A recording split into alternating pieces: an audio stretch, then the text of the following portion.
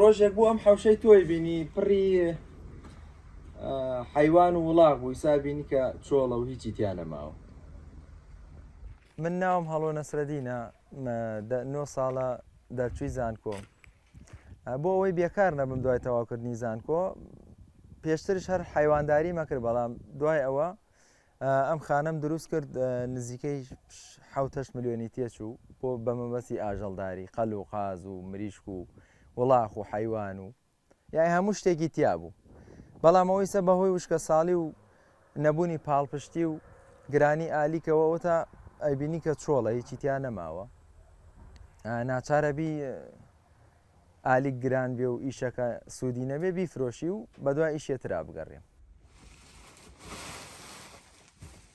ئەم کاتی خۆی پێش وشکە ساڵی بە 1000 دینار بۆ میانەهێنا بەڵام ئێستا دانەی بە 7000 دەست ناکەوێت. پێشتر باش بوو پێش وشکە ساڵی پێش 2 ساڵە پێش ئێستا سوودی هەبوو یانی ئەتوانی بژێوی خۆت و خانەوادەتی پێ مسوەگەر بکەیت بەڵام ئێستا بە تایبەتیەوە 2 ساڵە بەهۆی گرانی ئالیکەوە یعنی نەک سوودت پێ ناگەێنێ بەڵکو تووشی زەرری شەبیت بۆ نمونە ساڵانی پێشوو ئالیک نیو ئەوەنە ئیسە نەبوو تەنیا جۆ بە 200-300 نزیک ملیۆنێکە یعنی ئەمە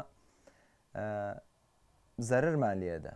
سەرەڕای گرانی ئالیک کێشەیەکی سەرەکی خاوەن ئاژەڵەکان لە مەرزەدا نەبوونی ئاوە بۆ نمونە ئەم حەوزە من تەنکەری ئایەتیەکەم بە 15000 ئەوش بارگرانیەکی ترە بەسەرمان و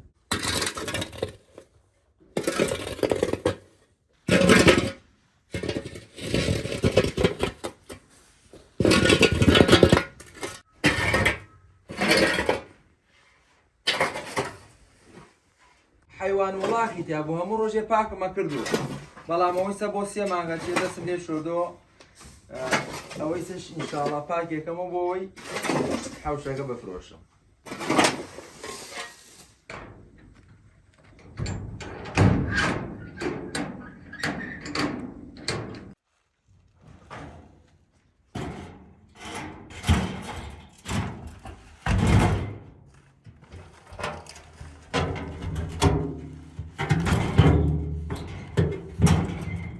مانگام هەبوو 30 کیلۆ شیری بوو بە سعرێکی زۆر کەم لە سعری بازار فرۆشتم.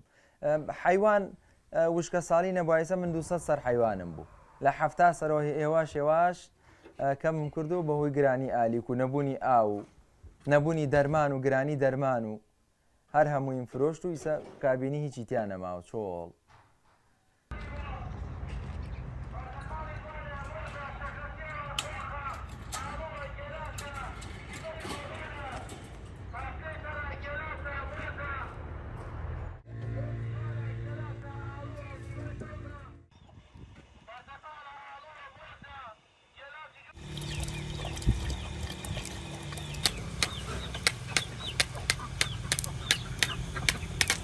لە 200 مریشک و قەل و قاس ئەم دووسێدانە ماوەش بۆ حەزی خۆم لە لای ماڵ بەخێوانەکەم لەم شوێنە لە خانێکی 600-700 مەتریەوە چۆڵم کردو ئیسا ئەم شوێنە لە لای ماڵە 20 مەترێکە بۆ ئەمانە هەتا ئەیان فرۆشم. ئەمە ئەم 4-5 زانم لەگەڵ ئەو مانگا گۆرەکە ماوە لە ماوەی 2 مانگە 1.5 ملیۆن مەسروفم کردووە لە سەریان بە بێەوەی دینارێکم دەستکەوێت یعنی بە تەمام ئەمانش بفرۆشم و ناچارم کرێکاری بکەم. ئەمە پارتەنی بە 300 تا 350,000 بۆ ئاڵف جۆیە ئیزەتەنی بە 750,000 حیوانش کیلۆی 4000 ئیتر چۆن نەیفرۆشم.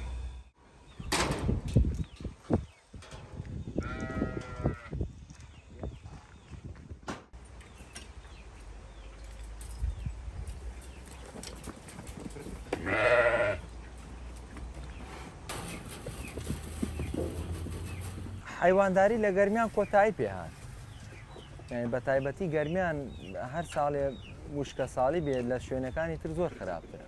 چەندین برادەر و دۆست و ناسیارم هەبوو 350-400 حیوانیان بوو 6-7 سەر وڵاخیان بوو هەر هەمووی فرۆشتوێتی و بەوەی وشکە ساڵەوە ئێستا ئیشی ترەکەن بە تەواوی گەرمیان